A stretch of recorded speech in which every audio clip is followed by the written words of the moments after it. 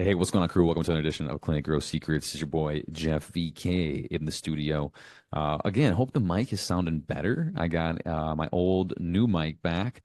It's a mic I had for a long time, but never really just got a chance to put to use until now. So hopefully it sounds good. Uh, Before we go into the new patient mastery phone call training, a couple things. We do have a fee for the show. So if you guys get value, feel free to hit the share button. We do not grow by paid ads on the show or do sponsorships or collect any money from anybody around here, to be honest with you. And I really want to keep it that way. I think that on this show, we're teaching really how to grow cash-based alternative medicine services. It's an industry that the market is quite not yet accepted, and I certainly don't want anyone to have total control of what we say on this show and what we share. So that way we don't have to report to anybody if we can grow it organically. And so the only way that we're able to reach more clinicians to help more people get under care is by you guys hitting that share button. So hit the share button if you get value. And if you don't get value, then unsubscribe and tell us to fuck off, whatever you want to do. So we're going to get into the new patient phone call here. Okay. This is not something that you need to do yourself, first and foremost. If you're a clinician listening, you're like, well, I don't make new patient phone calls. How is this relevant? Well, it's relevant. Okay. Just because you don't do it doesn't mean it's not a very important role in the business. So if you're making phone calls yourself, this will make you better. And if you're not making phone calls yourself, send this over to your team and they'll get a free little masterclass complimentary of us over here at CGA, just on new patient phone calls. And I think they'll get value from it. Okay. So as we always do, we like to keep things simple. And so what do we need to do to master the phones? There's things that the owner needs to do, even if you're not making the calls. There's things you need to do. There's also things that your people need to do who are making the calls. Okay. And so we're going to break down four things. And really the four things that I see inside of our business and our clients' businesses that make or break the success of this role. Because it is a role that's not for everybody. Let's first be clear about that. Okay. It's not a role for everybody. So how can we design it? You've heard me use that word a lot. Designing businesses, designing our life, not being victims to it, but design it. How we design the new patient phone call process to get the most upside and the most leverage per unit time. Okay. So, four things that go into what we'll call the new patient phone call, or if we want to look at the role particularly, we call it the SDR role, the sales development representative role. You may call it a front desk, you may call it a marketing person, whatever you call it. It's the person who does the outbound phone calls and maybe even answers inbound phone calls from new patients to get them scheduled. Okay. Four things. The first is character. This person must have the right character. A lot of you guys and gals are fucking, excuse my language, you're filling seats just to fucking fill seats. Okay. That's hard to hear. I get it. I've done it too. But here's the problem. You might be able to get away with that in some roles in the business. This one, you will not. If somebody does not have the right character to do this role, I'm talking about discipline, I'm talking about excellence, persistence, fortitude, grit. They don't have any of these characters, they're not a fit. Okay. And you can't pay them enough to have a good outcome. Okay. Because here's the truth. Making phone calls, sending DMs to people that follow your Instagram page to get appointments for the business, all the outbound stuff is about as unsexy as it comes in an organization. You get hung up on, people don't answer, you call fucking Freddie 10 times and the guy still follows up with you with the word stop after all you've done. And he sends stop. I get it. Okay. It can be demoralizing if not properly trained. So character matters a lot. And the people that are good at the role, they know they're good at this role. I've had multiple people in our businesses that claim they were good at this role, but did not have a track record. This is when I was ignorant to hiring. Okay. They claimed they were good just so they could get the job. I found out within 2 weeks they were not good. They'll show up that quick. Okay. And so character matters the most. Okay. And what I mean by character is not only the way in which they operate, because there's a lot of people that have, fortitude and, toughness and they're disciplined, but they don't want to make outbound calls. So that's the second variable of their character is, do they want to make outbound calls? And when they do, are they prepared to get smashed in the face? Because everyone who's good at making outbound calls, when they get hung up on, They don't even know because they're already on to the next call. Doesn't matter. Okay. They're only here to hit reps. All right. So if you have the wrong character of somebody, it's going to be not good. The most honest and I guess the most honest thing I can tell you about this role is that a good combination of somebody who's disciplined, friendly, but then also I would say diplomatic is probably the best combination. They're friendly, they can build that rapport, they're diplomatic to take control of the conversation, and they're disciplined to make the number of calls required every single day that just goes into the mundaneness of this work. Okay. So the first one is character. Second one is compensation. Okay. So the reason compensation is not first in this case is because I want to give you a frame for the interview process because you don't want to invite the wrong person to be in this seat for a good compensation if they don't have the right character traits and the right abilities to match the role. But then if once they do, the second thing is compensation. Okay, people beat around the bush on this stuff. Okay, especially clinicians, and that's what love to you guys. Okay, compensation is the main motivator for good staff. Okay, yes, it matters they're working on the same mission. And yes, we're on the same team. And yes, they're contributing something bigger to themselves. And yes, we're going to go through challenges together and overcome them and feel like one big family. I get all that.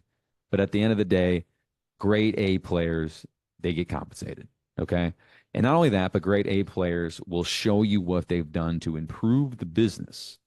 And then we'll come back at you saying that, hey, you need to pay me more money because this is what I've done for you and your organization over the last 6 months, 12 months, 18 months, whatever it is. Okay. And so compensation matters a lot in this role. Okay. And now there's a lot of ways, different ways to compensate. Incentives are always the best. Finding ways to incentivizing outcomes for this role.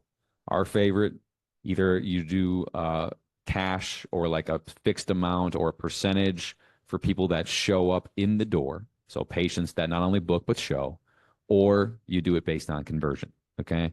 You can choose what you want to do, but you want to do one of those two outcomes. You don't want to do it a number of appointments set or, number of this and that or number of calls made. Like those are just inputs, but you want to get paid. You want to incentivize on the outcomes for the business. Number of people that came in, you get paid X, or you get a percentage of X, or the basic number of people that convert, new patients that sign up for care. Okay. And then everyone just gets a percentage of that yield. All right.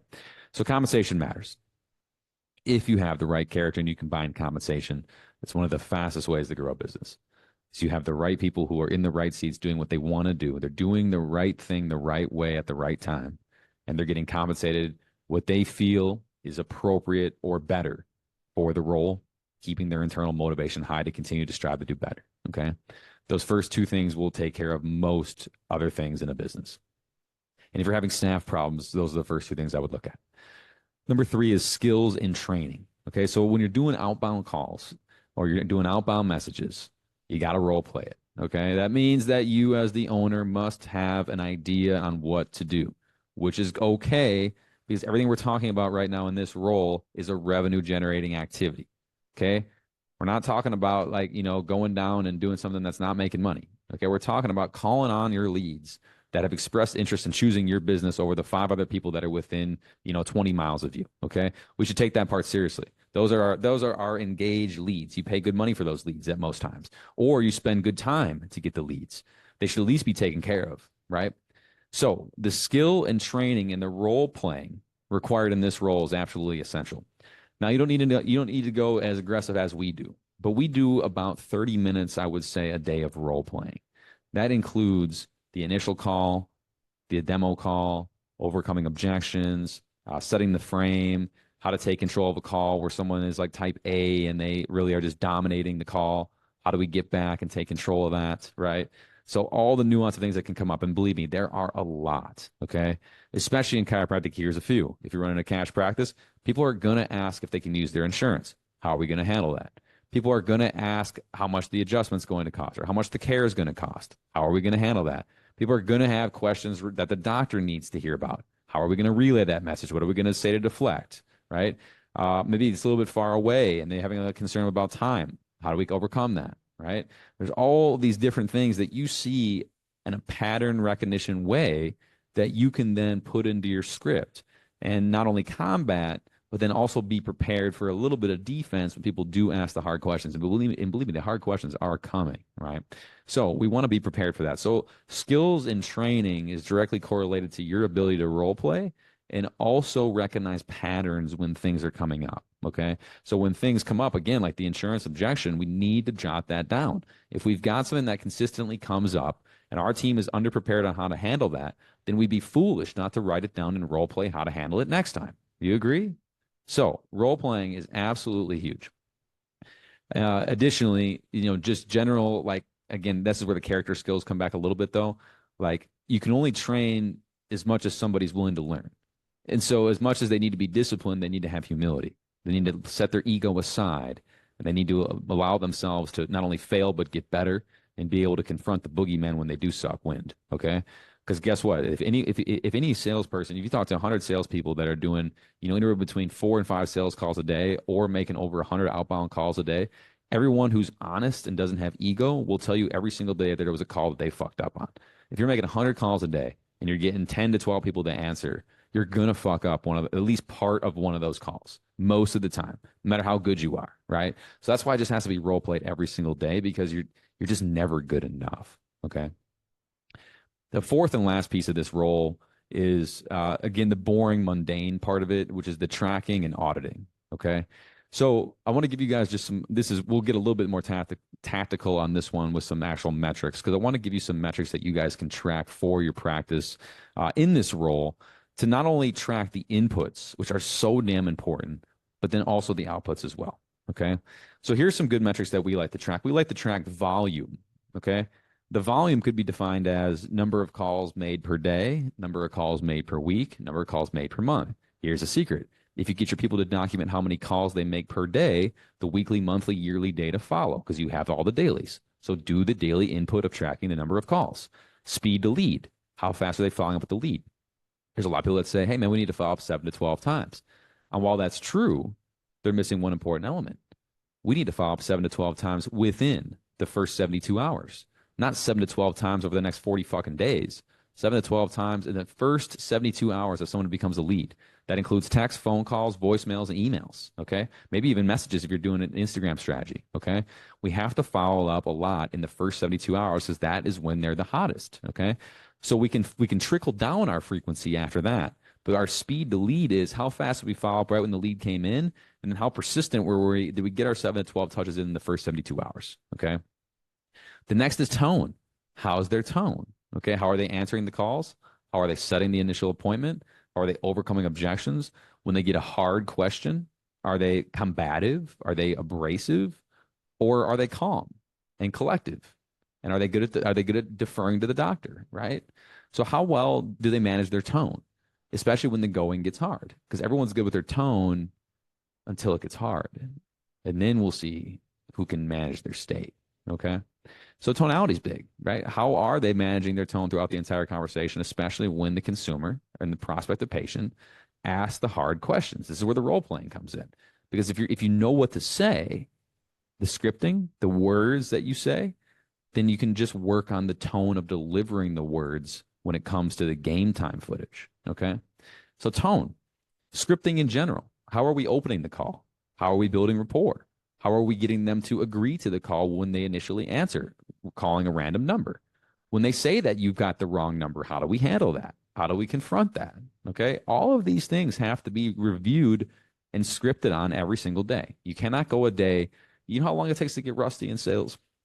You can get rusty in a lunch hour, right? So if you think that the sales training you did 2 weeks ago is serving you today in terms of like your freshness in the game, you're full of shit, because the brain goes away that quick, right? Whatever you don't use, you lose.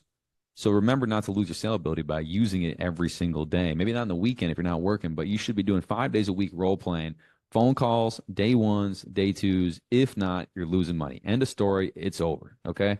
Don't try to refute me on that. Okay. If you're sitting there listening to this and you're like, we don't role play and we do just fine. Imagine if you did role play.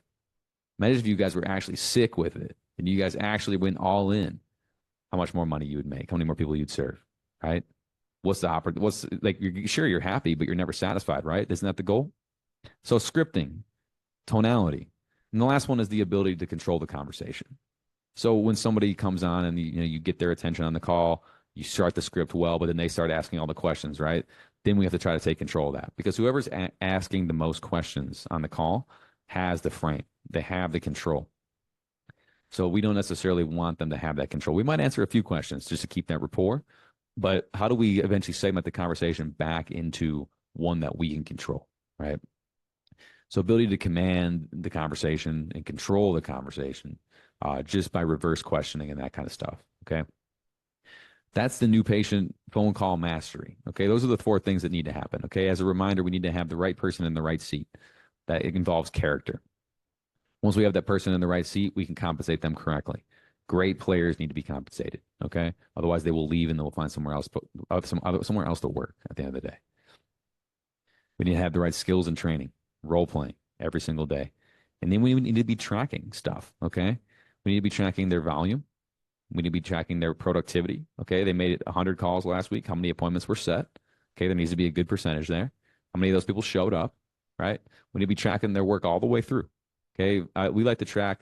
We usually track just for like kind of metrics. Again, I kind of didn't give direct ones, but here are some direct ones that we track. We track volume of outreach, so just number of calls. We track number of answers. We track number of appointments set. That's what we track on calls. So then we can get a gauge on, hey, it takes X amount of calls to get one appointment. Or excuse me, it takes X amount of calls to get this many answers, and then this many answers to get an appointment. So I can figure out number of appointments per call. I can also figure out number of answers per call as well and reverse that, okay? So we track that on the phones, and then on messages, we track number of friends added, number of messages sent, number of positive replies, and number of appointments set. So again, I can see how many messages it takes us to get an appointment and how many messages it takes us to get somebody to respond. And then if I see that we're sending 100 messages and we're only getting 1 response, then I'm going to change the message. But if I'm sending 100 messages and getting 20 responses and only setting 1, then I need to work on the rest of my messaging. My hook was good, but the rest of my messaging wasn't as good. So same with the calls, right? So we look at, hey, how many people answered? 10 people answered. We only set 2. Shit, we need to work on our scripting. Or 5 people answered and we set 4. Great. We just need to get more people to answer because we know if they answer, we can set them, right? So you need to be tracking all that stuff in addition to the intangibles, tonality, scripting, ability to control the conversation. And most of that comes from just doing call review with your people. So reviewing the script and then doing call review on the calls that they butcher or the calls that went good too, just to help kind of, show them that, hey, look, you're still doing a good job. Here's one thing you could do better. And this call sucked wind. Here's one thing you could do better on this call. No more than one thing per call. Okay. So hope that's helpful. New patient phone call mastery / a little bit of outbound messaging in there as well. I hope that was valuable for you guys. We'll see you guys in the next session. Cheers.